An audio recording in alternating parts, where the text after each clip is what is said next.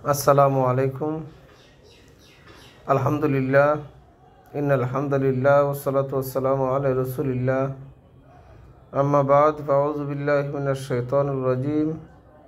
বিসমিল্লাহির রহমানির রহিম। ওয়ালিল্লাহি আলান নাসি হিজ্জুল বাইতি মান ইসতাতা ইলাইহি সাবিলা। সাদাকাল্লাহুল আযীম। দেশে বিদেশে অবস্থানরত সম্মানিত মুসলিম ভাই ও বোনেরা, পবিত্র হজ এর আনুষ্ঠানিকতা শুরু হয়ে গেছে।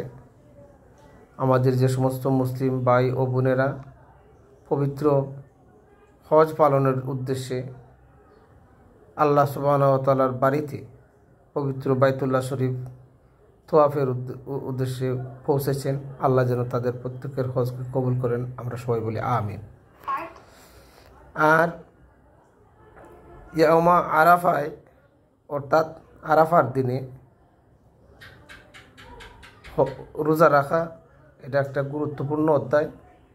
রাসূল আকরাম সাল্লাল্লাহু আলাইহি ওয়াসাল্লাম ফরমান, যে ব্যক্তি পবিত্র আরাফার দিনে রোজা পালন করবে, তার পূর্ববর্তী 1 বছর এবং পরবর্তী 1 বছর অর্থাৎ মোট 2 বছরের গুনাহ খাতা আল্লাহ সুবহানাহু ওয়া তাআলা মাফ করে দিবেন। সুবহানাল্লাহ, সুবহানাল্লাহ। আমরা যারা সক্ষম, আমরা যেন এই রোজাটি রাখার চেষ্টা করি। আল্লাহ যেন আমাদের প্রত্যেককে তৌফিক দান করেন। আমরা সবাই বলি আমিন। আর দ্বিতীয়ত, এই বছরের হজে যারা পৌঁছেছে, আল্লাহ যেন তাদের হজ্জে মবরুর নসিব করেন এবং তাদের মোনাজাতে যেন আমাদের মতো গুনাহগারদেরকে আল্লাহ স্মরণ করিয়ে দেন।